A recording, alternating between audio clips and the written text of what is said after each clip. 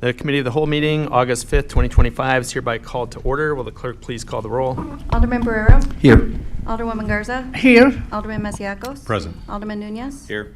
Alderman Franco. Here. Alderman Seville. Alderman Benuelos. Here. Alderwoman Smith. She'll be participating here. Oh, okay. Alderman Seville.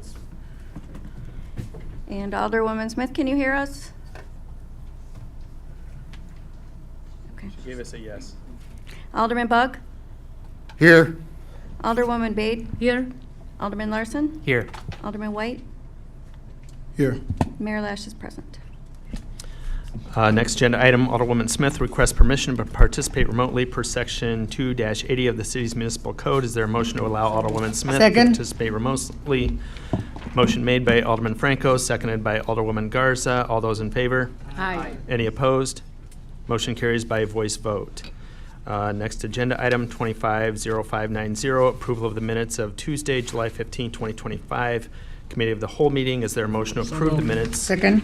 of Tuesday, July 15, 2025 COW meeting as presented? The motion was made by Alderman Franco, seconded by Alderwoman Garza. All those in favor? Aye. All opposed? Motion carries by voice vote. Mayor's report. We have a quick proclamation. Thank you so much, Mayor. Great to see everybody here with us today. It's a very exciting day and a new month, which means a new organization that we'd like to honor. It's the Aurora Emergency Management Agency. Let's clap it up for all the great work they do here in the city of Aurora. We're going to invite the mayor down. We're also going to invite AEMA to come on up too, as we have a proclamation for National Emergency Management Awareness Month. If you follow EMA on their socials, which I highly recommend you do, they're posting about it every day, so if you need some more awareness on that, it's certainly out there. But here tonight, we'd like to offer up the proclamation and honor them for all the great work that they do here. Come on up. I'm going to read this proclamation. I'm going to hand it over to you, and we'll continue with the meeting, because I know everybody wants National Night Out, but we do not want to forget emergency management. Whereas emergency management is a fundamental responsibility of local government, ensuring the protection of life, property, and environment through coordinated efforts in mitigation, preparedness, response, and recovery. Whereas the City of Aurora's Emergency Management Agency, in partnership with municipal emergency management agencies, first responders, public health departments, public works, nonprofit organizations, and dedicated volunteers, works diligently to safeguard the community from natural and human-caused disasters.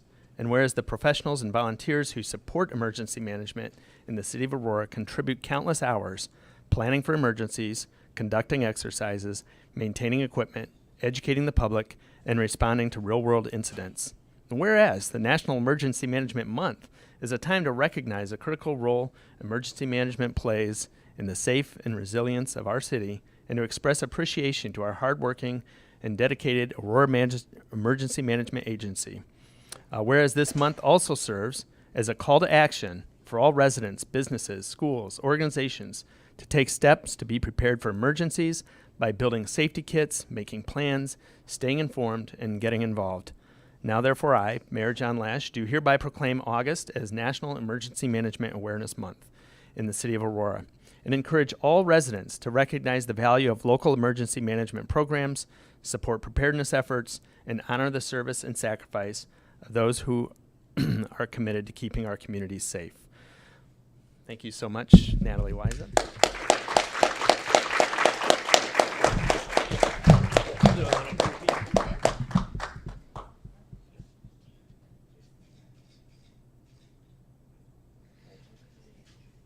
Real quick, thank you, Allison, for shooting the photo, and thank you, Natalie. Just so the council is aware, they have done an exceptional job putting together an amazing volunteer base to offset costs and prepare us. During the last storm that we got regular detailed updates about what was happening in the community as our public works worked overtime hours to clean up, and it's exemplary of your work. So I really do appreciate what you've done here in the City of Aurora to bring us up to par and set the bar for other regional partners.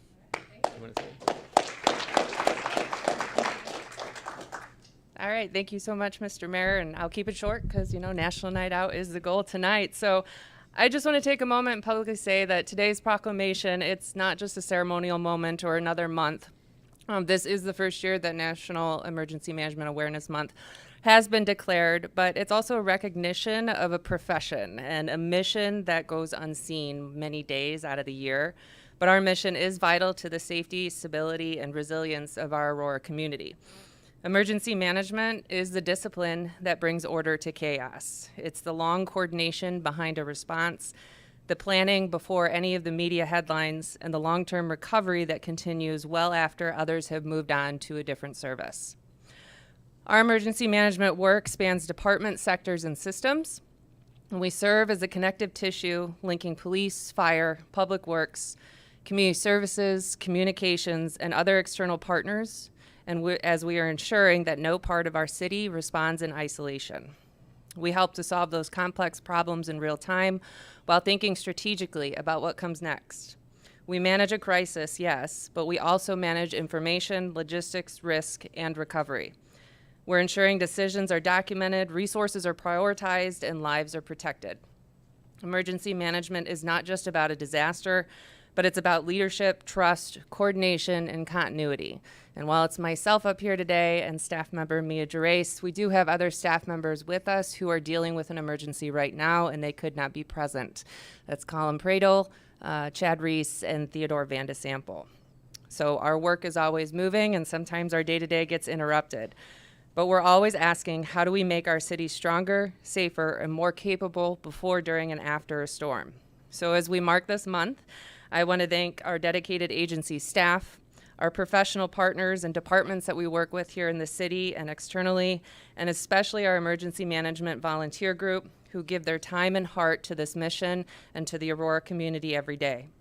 Your commitment and partnership make our work possible, and our community is stronger and more resilient because of it. Thank you again to the Aurora Emergency Management Agency for coming out today, and certainly for the proclamation as Mayor Lash gets back up to his seat. Just a reminder that today is National Night Out here in the city of Aurora. There are 27 different events taking place beginning at 4 and some lasting all the way until 8 p.m. If you're hanging out at home and can't make it to one of the events, the City of Aurora's Communications and Marketing Department will be hosting a live stream similar to what we did last year. It's going to be live on ACTV, Facebook, Twitch, and YouTube, so you can get in on some of the fun by sitting at home from your own couch if you so do, please. Thank you, everybody, for being here today, and we'll move on to the next part of the agenda. Thank you, John. The next part of the agenda is public comment. Madam Clerk, do we have any members of the public wishing to offer public comment? We do, Mr. Mayor. Thank you, Madam Clerk. Will you please read the rules of public comment? Pursuant to the Open Meetings Act, all persons shall be permitted an opportunity to address public officials under the rules established and recorded by the council. Under our rules, any person may address the committee of the whole for up to 3 minutes with a maximum of 30 minutes allotted for all public comment. No person other than the timekeeper or the chair for the purpose of maintaining order may interrupt a person recognized for public comment during his or her comments.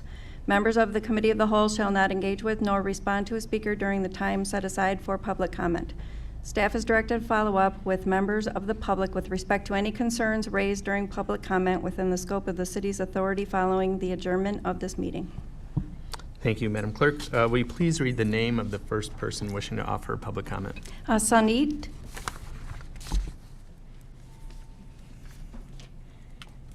Sanit, you have 3 minutes beginning now. The City of Aurora owns and manages Wilder Park. Wilder Park is Aurora's park. It underwent $700,000 renovation, which is a taxpayer's money. While there was a sign at the Puerto Rico Festival, no political signs, no hats, no shirts, next to no guns. The land is owned by the City of Aurora. Wearing a political shirt or hats at a public event is not illegal in the United States. It is a form of protected freedom of speech and expressions. The First Amendment to the United States Constitution protects freedom of speech and expression, including political expressions in public spaces like streets, sidewalks, and parks. The exception is polling places, employer restriction, or private land or private property. The Puerto Rico Festival is none of that. It was a public event, not a private event, in a land that is owned by Aurora, not a private landowner. Private event means a gathering that is not open to the public. The Puerto Rico Festival is not a private event. A public event in a land that is owned by Aurora, City of Aurora. If the public event is held on a private property, the owner or the organizer can set its rules. He has to be in a private land. Wearing a political t-shirt in a public space is allowed in Illinois.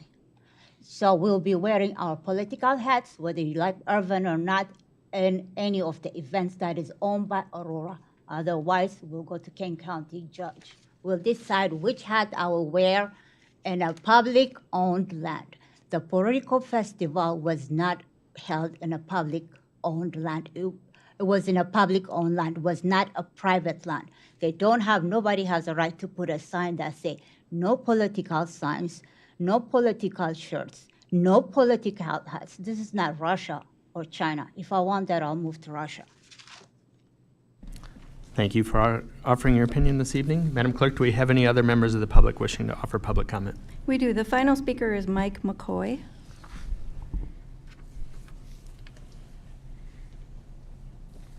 Mr. McCoy, thank you for joining us. You have 3 minutes. Thank you. Beginning now. My name is Mike McCoy. I'm 69 years old. I was born in Copley Hospital. I've lived in Aurora for 65 of my 69 years. I've seen firsthand the struggles with downtown revitalization and economic development. The day we brought in Tim Rader and Jim Cordy to lead the ACCA and the Paramount Arts Center, things began to change.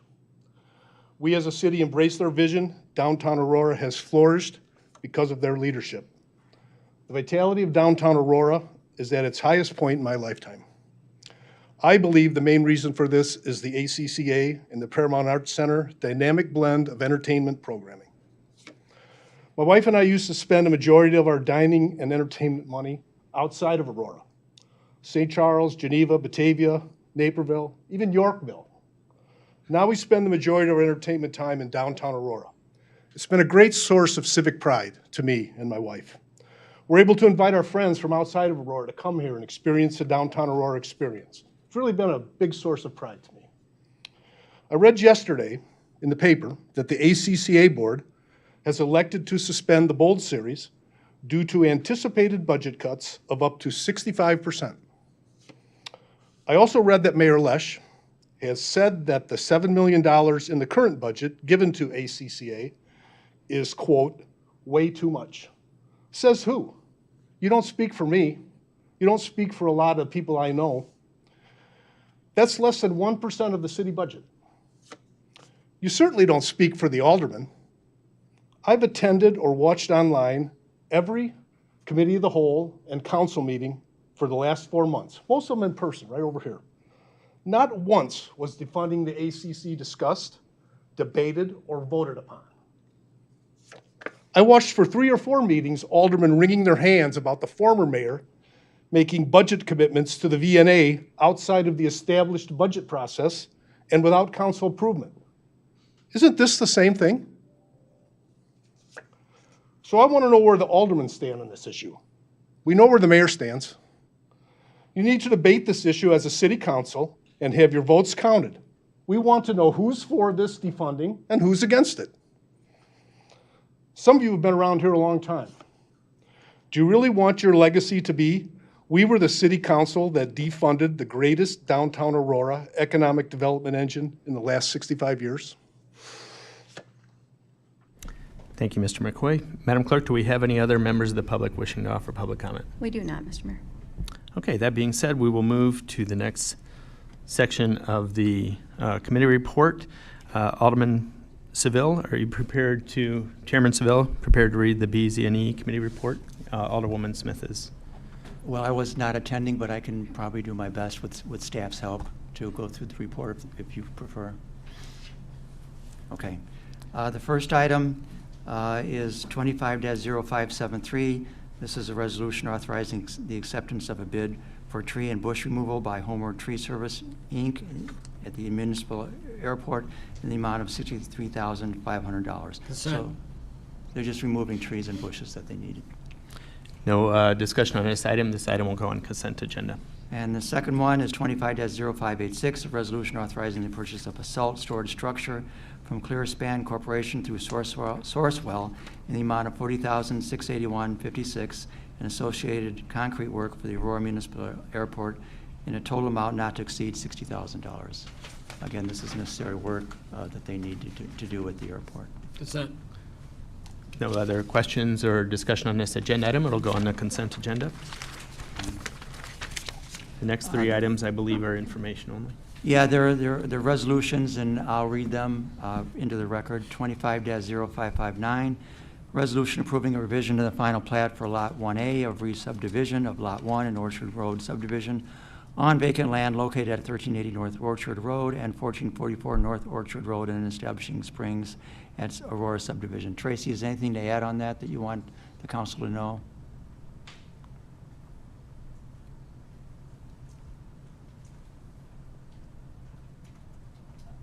You guys have all seen this before with the preliminary. It was approved in December of last year.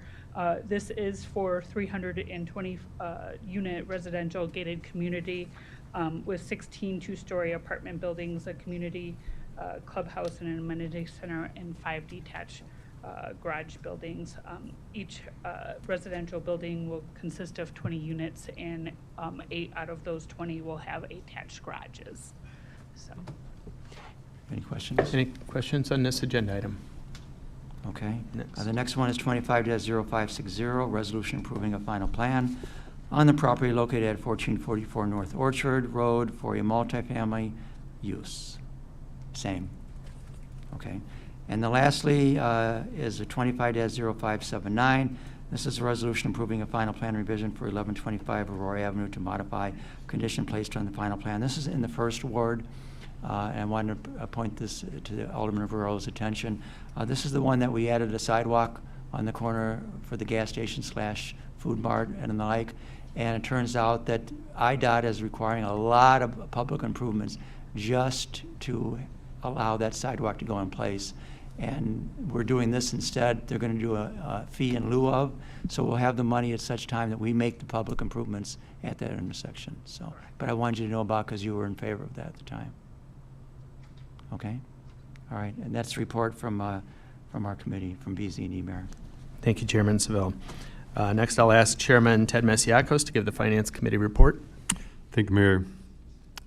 The Finance Committee met on July 24, 2025, and reviewed the following items. Item 25-0574, a resolution to authorize the purchase of museum collection storage equipment from Bradford Systems at a total cost of $84,889. Consent. Are there any questions on this agenda item? Hearing none, this item will go on the consent agenda.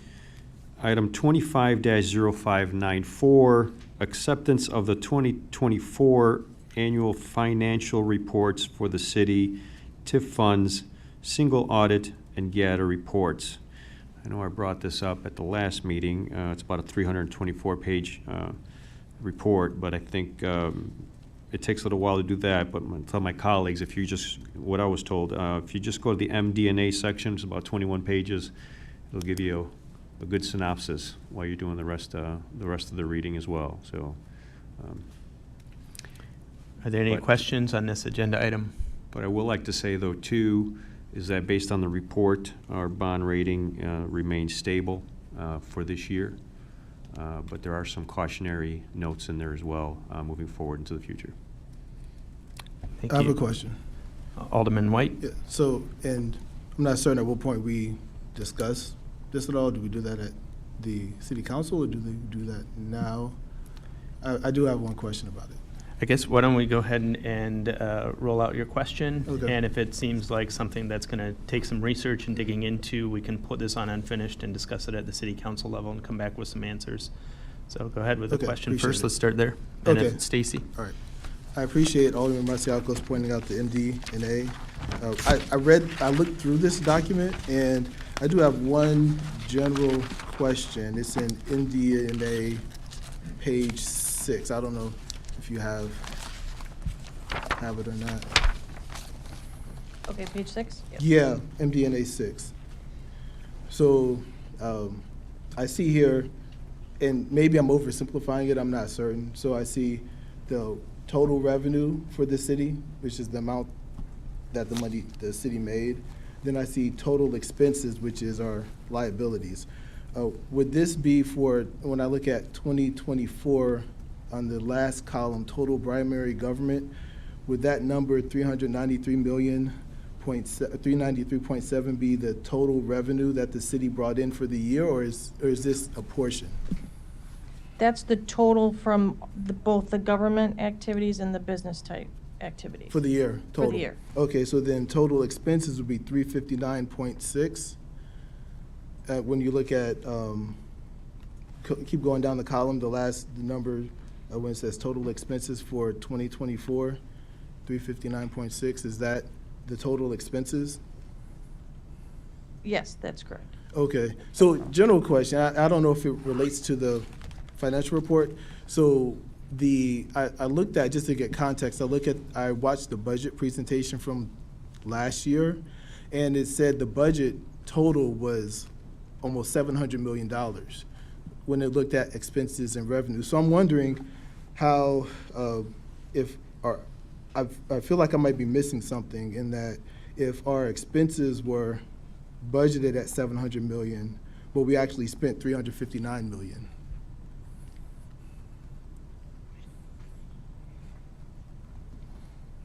I'm sorry, $560 million was our budget for last year, not 700. That's, yeah, $560 million was our budget for last year for expenses. I thought the total was 759 million. I'm sorry? I thought that total was 759 million, if I recall.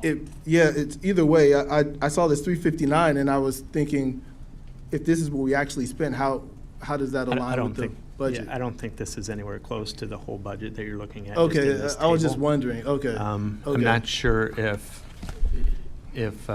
Stacy, you have an answer, if this is something you want to get back to Alderman White with. Yeah, I know we have some meetings scheduled. Okay, yeah. To better Okay, understand the full okay. budget picture. That's This is helpful. just Yeah. one table and the. That's what I feel. I didn't see that total number anywhere, so that's the closest number I saw, so I was just wondering. Yeah, I can pull some Okay. additional reports for you too. All right, I appreciate that. Thank you. And maybe just, would it help to have him send over a formal set of questions or whatnot, and we Sure. can address that in a one-on-one meeting or through an email that can be shared with the rest of the alder people? Okay. Any other questions on the audit agenda item? Would you like to put this on unfinished, or do you want to, put it on unfinished business for the next city council meeting?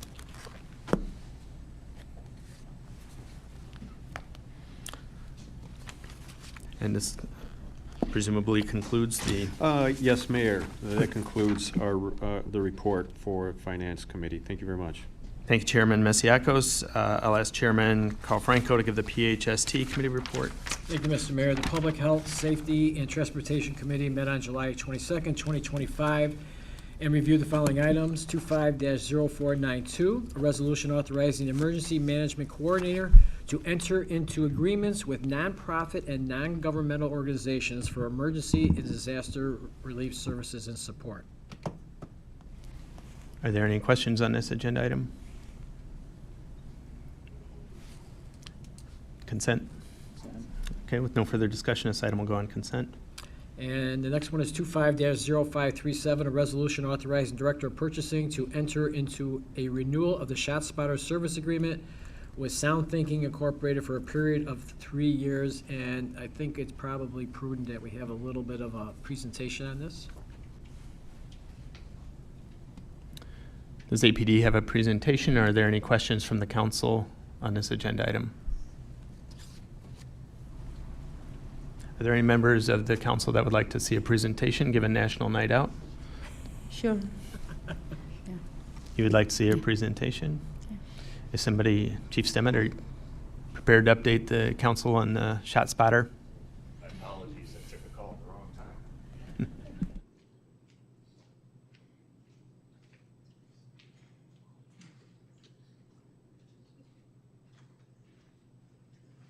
Sorry, duty calls.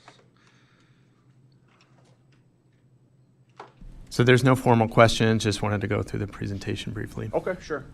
So as the mayor said, I'm Deputy Chief Steve Stemmett with the Aurora Police Department, and we are here seeking your approval to renew our contract with Sound Thinking for their Shot Spotter project for the next 3 years to run through July of 2028. I know most of you, a lot of you at least, are familiar with how the product works, but for the benefit of our newer members to council and maybe as a review for everyone, I'll briefly explain the functionality of the product and some of the benefits that we see. Essentially, and just a very broad overview, we have 2 square miles of coverage throughout the city. It's not actually square miles, they're very jagged borders. We were able to encompass neighborhoods where we see historically a lot of gunfire, subtract out neighborhoods that don't historically have gunfire, maybe include an apartment building over here. So rather than square miles, it has very jagged borders. The system is set up to pick up all outside gunfire that's coming from a firearm from a 25 caliber or higher. As you can see on this slide, once gunfire occurs, as represented by the subject there below the number 1, the sensors that are set up throughout the coverage area will then pick up that gunfire and triangulate a specific location with GPS coordinates where that gunfire occurred. Immediately, the gunfire is detected using AI.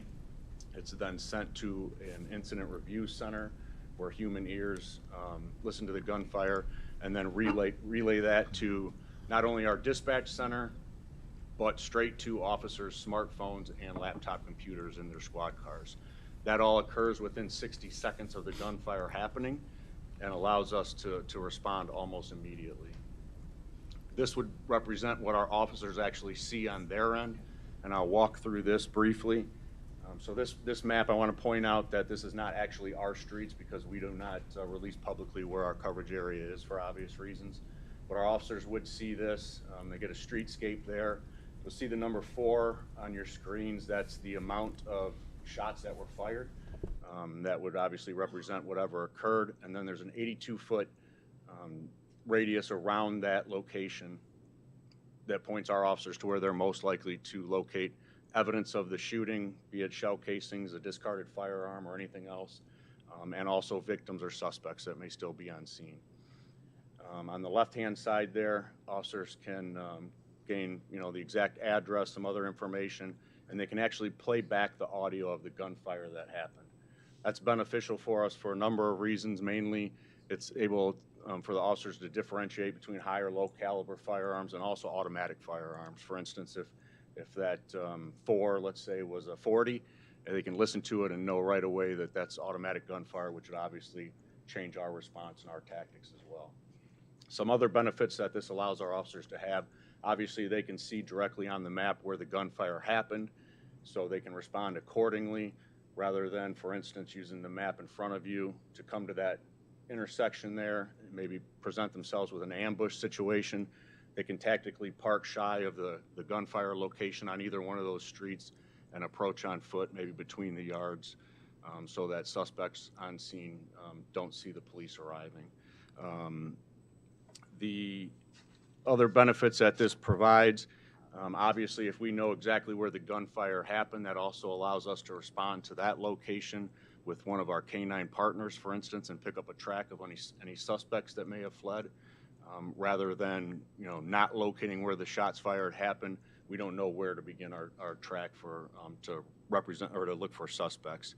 Another advantage that we often see, not represented necessarily in the photo before you, but if there were multiple shooters, it would show not 1 but 2 circles and 2 locations of gunfire. That allows us obviously to look for evidence or victims or suspects in 2 locations. But for instance, if they were shooting at each other, we would be able to respond to the suspected trajectory of those gunfire, of that gunfire, to look for evidence or victims also to where they may have been firing at each other. Another huge benefit is that if the gunfire was on the move, whether a suspect was running down the street shooting at somebody, or if the gunfire was coming from a vehicle, for instance, on this Clark Avenue, again, not our Clark Avenue, but their Clark Avenue, if say a vehicle was traveling southbound down the street there, it would actually number the shots coming out of that vehicle. Let's say it was 10, It would be able to show our officers that that vehicle was proceeding in a southbound direction, and they would then be able to proceed to the direction where they feel that vehicle would be located, rather than going straight to that location. Clearly, that helps us then locate suspects and arrest offenders that are committing violence in our city. Some other advantages of the system. Over the last 3 years, the system has proven its effectiveness and provided numerous benefits for our officers and for the safety of our citizens. With the almost immediate notification of gunfire and the exact location where it occurred, we are able to significantly decrease our response time to these events. Officers receive verified alerts within 60 seconds. That is much faster than victims or witnesses can call 911, relay what they have heard or seen, and then dispatch can in turn send police or paramedics. This not only allows us to instill a sense of safety with our citizens, but it can also help us more efficiently locate crime victims that are in need of help, as well as track down offenders and locate valuable evidence such as shell casings and firearms that may have been left behind. Taking all the things that I've told you so far into account, I would just like to compare those benefits to what usually happens outside of the ShotSpotter area when we get a call for shots fired. And that's if we get a call for shots, if we get a call reporting the gunfire in the first place, which I will talk about in just a second. Outside of the coverage area, when we get calls for shots fired, people report they heard gunfire or maybe fireworks, but they don't know where it occurred, and they give a broad general area that could span several blocks. We will also sometimes get numerous callers, and they may report different areas, which may extend the potential crime scene out even further. This obviously makes it almost impossible for officers to locate anything unless we have a victim calling to report damaged property or injuries. And like I said, that's if we get a call at all. During the last 3 years, ShotSpotter has shown us that for roughly half of our shooting incidents, no one calls the police. You can view the specific stats on this slide while I summarize. Since we went live with ShotSpotter in July of 2022, we have had 123 out of 298 confirmed shootings occur within our selected coverage area. A confirmed shooting is when we recover evidence. That could be property or people struck by gunfire, shell casings recovered, or video evidence, just to name a few things. It is also important to note that just because we don't locate any of those things, it doesn't mean that there was not a shooting. For example, maybe a revolver was used and no casings were left behind. Maybe somebody was shooting into the air and nothing was hit. Also, the system does not allow us to violate people's privacy rights and enter their property absent other evidence or legal justification. For example, if someone fires a weapon out of the window of their home, that does not automatically allow us to go in and search their home or even the curtilage of their home unless we develop further probable cause. If we look at the numbers on this slide and do the math, we see that 41% of our confirmed shootings since July of 2022 have occurred inside of our coverage area. That's 2 square miles out of our 45 square mile city. So 41% of our confirmed shootings citywide occurred in 4% of our city. I think that represents that we incorporated the ShotSpotter technology in the correct area based on our own research of decades of shooting incidents. Circling back to the reported calls for gunfire and pretty alarming, what we have learned during our 3 years of using ShotSpotter is that 55 of those confirmed shootings that happened in the coverage area came to us only from our ShotSpotter system with no corresponding 911 call to police. That means for almost half or 45% of the confirmed shootings, no one ever called the police. And if we didn't have ShotSpotter, we wouldn't have known. People may not call 911 for a number of reasons. They might be scared. Maybe they thought it was fireworks, or sadly, maybe they're used to gunfire in their neighborhoods. They could assume someone else already called the police, or they decided not to call because they didn't see anything, or they don't know exactly where the gunfire occurred. Maybe it's wintertime and everyone's inside and no one even heard the shots. Maybe someone shot at them while they were engaged in criminal activity, and they don't want to report it, or maybe they prefer to handle it on their own, resulting in more violence in our city. Regardless, the ShotSpotter system notifies us every time, and it does so with remarkable results. In the last 3 years, we have made 25 arrests, seized 22 firearms, and located 749 shell casings from ShotSpotter incidents. The shell casings and firearms are then able to be entered into other forensic databases and linked to other shootings and other suspects. That's some general data that showcases the system's benefits, but let me share two specific success stories that highlight some of the benefits that I just explained. On 9/7/24, just before midnight, officers responded to a ShotSpotter alert in the backyard of a residence with no corresponding 911 call. Upon arrival, an officer heard the distinct sound of a firearm slide being racked back to chamber a live round coming from the rear of the residence. Officers then secured a perimeter around the house for safety, and an on-scene Kane County deputy deployed a drone to check the backyards for victims, but thankfully none were located. While on scene, a vehicle pulled into the driveway and officers contacted a female driver. It was determined the female was the homeowner, and she agreed to call her son, who was inside the residence alone. He then agreed to exit the house with his hands visible, where he was safely taken into custody by our officers. When asked, the female refused to allow officers to search her home, so we secured a search warrant to do so. During the search of the house, officers located 2 firearms and over 100 rounds of ammunition. Officers also located 3 spent shell casings outside of the house within feet of the original ShotSpotter location. One of the firearms that was located was later forensically matched to the fire shell casings that we located. The subject that exited the house was tested for and found to have gunshot residue on his hands. He was also a well-known Aurora gang member. He was charged with a felony count of reckless discharge of a firearm, along with multiple misdemeanors for possession of a firearm and ammunition without a valid FOID card. Ultimately, and only known to us because of ShotSpotter, 2 firearms were removed from the possession of a violent Aurora gang member. Approximately 1 week later, on 9/15/24 at 1:30 in the morning, an officer was leaving a call for service when he heard 3 gunshots approximately 4 blocks south of him. He then immediately received a ShotSpotter alert that indicated it was a drive-by shooting and showed the direction of travel. With that information, he responded to the area ShotSpotter showed the vehicle to be traveling and observed a vehicle fleeing. As he followed behind the vehicle and waited for additional units to more safely effect a traffic stop, he observed the passenger door of the vehicle open and he heard a loud bang. He assumed it was more gunfire coming from the vehicle, possibly directed at him. More officers joined him and a felony traffic stop was safely conducted. The driver of the vehicle was found to have a 10mm Glock in her possession. The front seat passenger, who presumably opened the car door, was a well-known Aurora gang member. Officers went back to the location where the car door opened and the loud bang was heard, and they located a parked vehicle with a broken rear window. In plain sight, in the rear of that vehicle, officers located a second firearm with a defaced serial number that had likely been thrown there by the passenger of the original vehicle. Upon further search of the suspect vehicle, officers located live ammunition as well as 2 spent shell casings that were later forensically linked to a recovered firearm from the parked car. Additionally, a house was later found to have been struck during the original shooting. Thanks to the intelligence gained so quickly via the ShotSpotter in this case, officers were immediately able to locate a suspect vehicle and remove 2 firearms from the hands of very, very dangerous people. We've had many other wins credited to ShotSpotter, but for the sake of time, I just wanted to share those 2. Hopefully I've made it clear how crucial the system is in providing public safety for our citizens. Now, what's the price tag?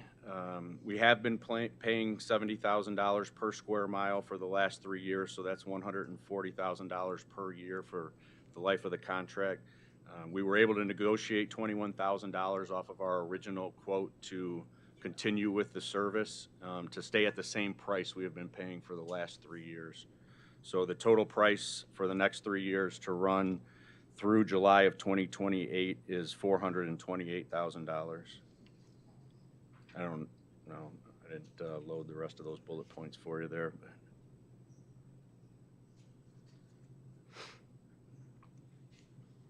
But. Are there any questions from the Alderman for the Chief? Yeah, one more, Mayor, sorry. And then just to share some of the other agencies locally on the left there in Illinois that use the product, that's just a few. And then on the right, you can see some of the major agencies that use it across the country, including NYPD, San Francisco, Las Vegas Metro, Miami-Dade, and Boston, just to name a few. And then I can field any of your questions that you may have now. Any questions or comments? Alderwoman Bade. Thank you, Mr. Mayor. Just a quick question. Based on the success story of ShotSpotter, is 2 square miles enough? Because we are doing the contract for 3 years. Right, and we actually are in the process of, we have a quote to actually increase by another square mile. Obviously, that's going to be a topic of budget conversations coming up here, but at this time, all we're looking to do is to extend our contract for what we currently have and what we've been using for the last 3 years. But yes, we would love to add more. So in case next year we want to add another square mile, and if the budget permits, they have the capacity to do it here in Aurora. Yes, ma'am, and we've already worked and done the research on where exactly we would want to lay that out. Okay. And it can be worked within this contract with Yes, the ma'am. same price? Yes. Okay. Thank you. Thank you. Any other questions from the council? Alderman Larson. Thank you. Just out of curiosity, in our experience using this, do we get many false positives from things like fireworks or like a car engine backfiring? Yeah, so that does happen occasionally. It is very few and far between. The system does filter out fireworks, but some larger grade fireworks may trigger it. Other things that may trigger it are cars backfiring. For instance, it's a very distinct sound similar to gunfire, so the system's not able to filter that out. And then one other common way that we see, as you call it, a false alarm, are roofers using nail guns, because those are actually activated by 25 caliber rounds to propel a nail into the surface. That being said, what we do know is that we don't get calls of actual gunfire, so we would much rather respond to these false alarms and be able to quickly clear those out than miss the actual reported gunfire that we know we would miss without it.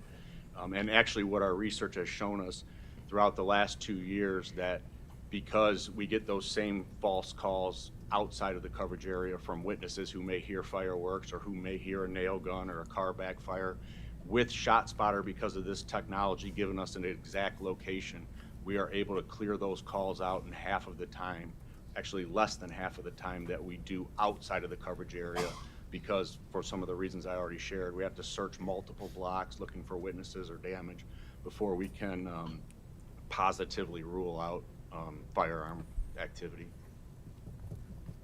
Any other questions, comments from the alderman? Hearing no questions, we'll put this agenda item on consent. Unless there's anybody that wants to keep it on unfinished. Okay. Thank you. And Mr. Mayor, that concludes the PHST report. Thank you, Chairman Franco. Chairman Garza, will you please give us the IT committee report? Sorry. We met on July 21st, 25.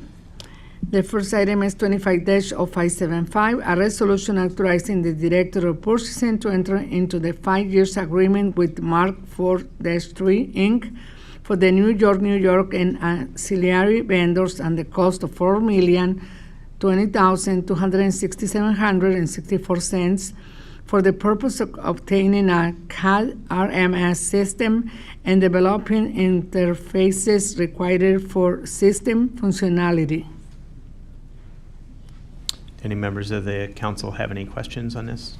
Consent. No questions or comments from the council. This item will go on the consent Okay. agenda. So there's only one item in this meeting, Mayor, and we conclude. Thank you, Chairwoman Garza. Next, I'll ask Chairman Bug to give the RAP committee report. Thank you, Mr. Mayor. The Rules Administration Procedure Committee met on July 15, 2025, reviewed the following items. 25-0572, a resolution authorizing the Ward 1 residential and nonprofit grant program. No action is needed on that matter. It stays and approved at RAP. And that concludes the report. Thank you, Chairman Bug. New business. I'll ask the clerk to read the next agenda item. 250284, a resolution authorizing the Director of Purchasing to enter into an agreement with L3 Harris of Melbourne, Florida to construct a communications tower for a total cost of $481,166.48. Consent. Does council have any questions, comments on this agenda item? Mayor No. Lash, Alderman can we Barrow. get a explanation on the funding source that might be beneficial for the public? Sure. Mr. Anderson, are you prepared? This is, so just so everybody knows, this is a new tower that's needed for some of our police and fire communication equipment that's already been approved and purchased. I believe this was an agenda item that was not initially in the 2025 budget. So I think your question was, what is the funding source for this? I don't know if anybody has any question on the tower itself, the equipment that this is going to be used for, or just for the funding source. And Stacy, I don't know if you're prepared to answer that question. I can Go try. go ahead. So, Mr. Mayor, members of the council, Jeff Anderson, the Deputy CIO.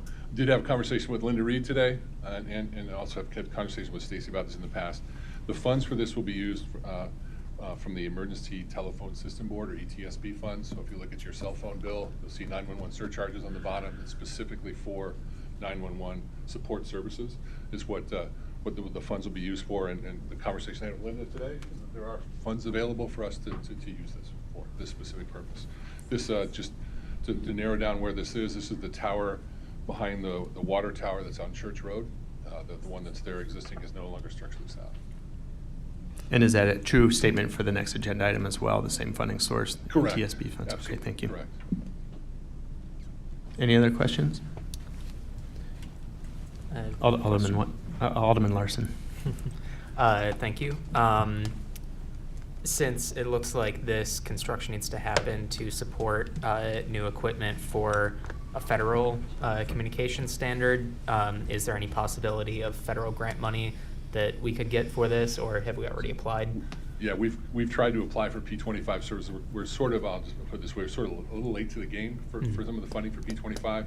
You know, this was something we could have done years ago, right? P25 has actually been around as a protocol, I think, since the 90s. Jack Scully's actually here. He's our partner from L3 Harris. Jack, you want to come up and maybe just a little bit about P25? And then we can talk about it. I'm Jack Scully. I'm with L3 Harris Technologies. I've been working with the city of Aurora, gosh, about 10 years. I think our company's been working with you guys for the last 15. So I'm here to answer any questions. P25 is a public safety critical communications protocol. It's a protocol much like cellular 3G, 5G. It makes sure that every cell phone that's built to a 5G standard will operate on a 5G network. And similarly, P25 is the same. Any device that is built to the P25 standard will operate on any network that is also built to that standard. So it's a nationwide, actually it's a worldwide public standard. So, any other questions? Any other questions, either for Mr. Scully or Mr. Anderson? Alderman Nunez. Just one question about the deconstruction of the old tower. Yes, sir. Is that, did I read this correctly? We're going to request 150 in 2026 budget to remove Correct. that? So that's Correct. not included in the... It is not. Okay. Technically, we have, I believe it's 6 months from the FCC to tear the old one down, so we moved that to 2026. In addition to the L3 Harris equipment on this tower, there are some other revenue-generating customers on there, if you will, other cell phone, other communications carriers, so we'll have to coordinate with them to move their gear to the new tower, and then we can take the old one down. Okay. Appreciate that. Yep, there is an online customer also on that tower that That's correct. We're working on a contract with them. So Absolutely, right. okay. With no further questions on this agenda item, we'll put it on the consent agenda. Will the clerk please read the next agenda item? 250285, a resolution authorizing the Director of Purchasing to purchase services for Amendment 4 of the System Maintenance Agreement with L3 Harris, Melbourne, Florida for $544,624.70. Consent. Are there any questions on this agenda item? I think no further questions or discussion on this agenda item. It'll go on the consent agenda. Thank you. Okay, there's no need for a closed session. Is there a motion to adjourn this meeting and go enjoy National Night Out? Hold on 1 second. Quickly, we're going to have Katrina Boatwright come up and speak about the Aging in Place Safety Program.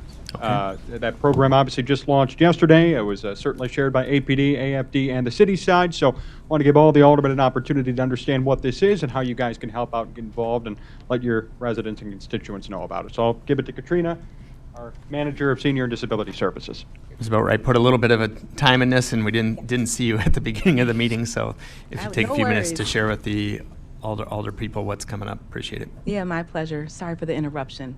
It'll be like a commercial, okay? All right, so Aging in Place program, it did launch yesterday. I'm very excited. We've already had about 140 people register, and we're only serving 200 with this program. So it's going very quickly. This is a partnership with fire and police. I'm very excited to be partnering with them to provide some safety protocols and tools for our senior and residents with disabilities. This is phase 1 of this program. My intention is to have multiple phases. Phase 1 is offering safety tools. And there's 5 program features that are going to be offered with this phase 1. So first, we're going to offer a combo smoke and carbon monoxide detector. Home Depot, which I'm happy to celebrate, they've been a great community partner. They donated all 200 combo detectors, so that was no cost. It was a great expense on their end. All the installations will take place on Saturdays and Sundays in the month of September and October. The fire department will do all the installations of the detectors and the lock boxes, so I'm very excited for their partnership on that. Our second program feature, we're offering lock boxes with a key voucher. So the lock boxes was also donated by Home Depot. They gave us a discount on 200 of those, and they are waiving the key duplication costs. So you can see on there, our team created a key voucher for duplicated. If a senior wants a lockbox and they need a key to go in there, then they'll be able to use that voucher, take it to Home Depot, and just get a new key, a copy of their key at no expense to them. The lock boxes will have random codes, just so you know, that will be randomly selected by the fire department. And the homeowner will not be getting a copy of this code for safety reasons. It's going to be used for emergency use only. So those codes will then go into our dispatch database units, where dispatch will provide that information in case there's an incident, a wellness check, or a crisis for that resident that's participating. Our third program feature is our own sign shop helped me create dry erase contact magnets. And these are just old school refrigerator magnets. They really like those, so they can provide all their information for any emergency, whether a neighbor comes over or anything's happening. There can be some immediate available information. And our fourth component of the program, we were able to duplicate the SNAP program that was created by our Crisis Intervention Unit. They have a SNAP program, but this is like a sister program with a new name that's rolling out that's specifically for seniors. It's called the Aurora Safe Profile. It was modified to be senior focused, and so I duplicated some of the questions but added new questions that ask specific questions about seniors that will help our first responders have customized information. If they ever have to show up at this resident's home or get a call about them, they will be able to know things like if they have a disability, if they have dementia, if they have a mental illness, if they're deaf or blind, if they have a disability, whatever that specific even healthcare information is, it will all be in this system so that we can customize emergency services for our seniors. All these projects are really built to help our seniors age well in place with care, confidence, and connectedness to our city. My fifth program is another partner that I have called Ping Cares. Excited about giving this an opportunity for our seniors. So Ping Cares donated 50 healthcare watches, and you can see on there that they provide safety, right? There's a call assistance button. This is one of my favorite features. You press the red button and it calls anybody that you've inserted in your emergency contacts with one touch. And it'll keep calling them until somebody in your emergency contact answers, and they'll be able to communicate with them.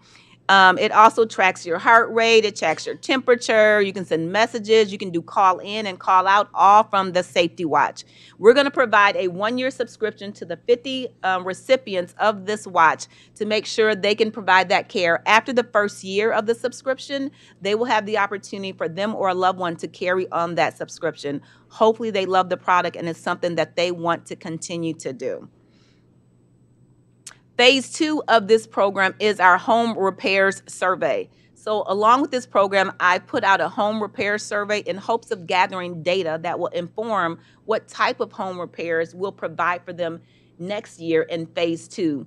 The goal is to provide additional home repair services that don't duplicate services. We do have RTA and we do have the neighbor project, but they don't cover all needs for seniors. Like they don't do windows and certain things that they're not covering.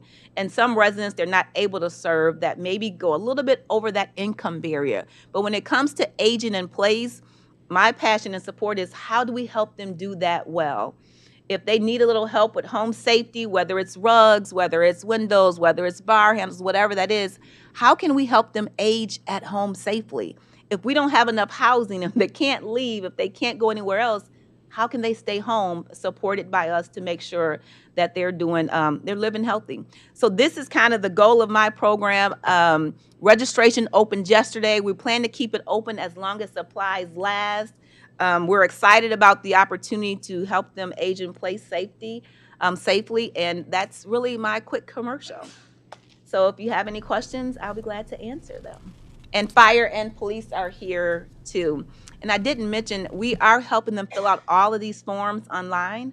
So customer service, along with our team, are taking calls if a senior can't fill out a form, whether it's the profile, the survey, or the registration form. We're providing online assistance for that. Thank you, Ms. Boatwright. Alderman Seville. Yes, thank you. I appreciate Hi. good presentation. I think I'm very excited about the program. My question is the funding. Where's the monies coming from? How much? And specifically under Phase 2, how much money would be available for those home rehabs per year? Yeah, so we've been graced with this program. There was money built in from 2025 budget to cover the discounted cost of the lock boxes. And as I mentioned, Home Depot funded the detector, so I didn't have to come out of cost with that. And there's money in there to cover the first phase of there, so it'd be like $50,000 to provide some home repairs next year. And hopefully that's something we can continue to build upon. Okay. I think $50,000 is a good effort to begin with. I know we have a lot of needs out there, so I'm hoping my seniors will learn about this through the city. Are we doing a good advertising to get it out there so they're aware of what's going on if they're not tuned into the internet or something like that? Yeah, so there is an article that should be going out in the paper with the Beacon. So there's a press release that went out by Jim Levicki on behalf of fire and police. I just did an interview with Denise Crosby. It is on our social media, and I have a database over 1,000 seniors that I serve through my programs. So a letter went out personally to all of their homes. And so we're doing multiple efforts to make sure as many seniors as possible can know about it, even though we're only serving 200. It's going pretty quick. So the hope is that we'll offer these same services again next year as a part of Phase 2 to make sure everyone can live in place safely. Thank you. So there was 180 people have already signed up for 200 spots for this budget year. So if the older people know 20 people or someone in your ward that they should contact you to try and get the name and address to you. Yes. And we did have a pretty lengthy discussion during their budget meeting today about how we have these multiple organizations and funds of money to help assist with some of the repairs that are needed throughout the community. So I think there will be an effort to try and consolidate that a little bit, but they're right now surveying and see how this program works during this year. Mayor? Alderman Masiacos. Thank you, Mayor. Appreciate it. It's great that we're continuing the program helping our seniors. It's a very important element. We've talked about it over and over again here at the City Council. I would want to know how many of your seniors, you said you have 200 on the list or 100? What is it? So it's 200 available tools, right? Okay. We have detectors and lockbox. We have 200 of them. But that's just the number I went with because that's what the supplies we had. Okay. What I'm trying to get at is ultimately, do you have a database so we can see where these seniors are and how does it work out across the city? Yeah, so they're registering, so we have all the registrations thus far, so we can look at that and kind of ward map it, and we can kind of see what areas they're in for those that have applied and requested the tools. Right, because one of the questions early on when you came on board was how do we help out our residents and as much as possible equitably? So I'd like to know to date where the help's been going, for the most part not. I have a program in my ward I think a few other aldermen too as well, but me for sure, where we help out seniors already through RTA and the Neighbor Project. So I'd love to know how that's dispersed in terms of how we help out residents ward-wise. Are you referencing the home repairs portion of the program? I want to know how you help out with all your seniors and how that works out, how it's dispersed. The services are dispersed throughout our city. So you're not referencing this program, you're talking about my division work? I'm referencing, you mentioned you have 100 or 200 clients. A right now, 1,000. 1,000? Didn't you say you had 1,000? A database of 1,000. Oh, a database, okay. It's just so- a database of 1,000, which means they've had some type of service through one of my programs over the time. All right, and do we have the ability to allocate where those services have been dispersed by ward? Yeah, I could put something That's- together for you. Just curious, all right, I appreciate it. Thank you so Sure. much. There's other outreach involved as well, attending senior services where people are partaking in some of the other senior services is a good solid partner, and Katrina works with them pretty frequently as well. Well, my ultimate thought is, if you're providing this program, what's the efficacy with my program as well? And you mentioned RTA, used to be a house captain. Yeah. Through Rotary Club. And also, I've discovered there's a variety of things that they help out with. And one of them, you said windows, but they do windows. I know that for a fact. They do carpeting. They do electrical panels, upgrades, replacements. And who are you referencing that does that? RTA and the Neighbor Project. Okay. So, Well, I did meet with them so that the services weren't supplemental, so we did have a long Okay. conversation about how we're going to provide supplemental services. I'm just going back on my my memory bank here too. So. No, yeah. And I know that the RTA has had a reduction of services over the years, budget-wise. So potentially they providing less services too because they have less funding over the last 8 years. It's been reduced, and even before the 8 years, 2 administrations ago. Yeah. The process started. So appreciate it very much. Thank you so much, Mayor. Thank you. Any other alderman questions for Ms. Boatright? Alderman Seville made a motion to adjourn. Is there a second? Second. Alderman Bugg seconded the motion. All in favor? Aye. Any opposed? Motion carries. This meeting is adjourned at 3:03 p.m. on August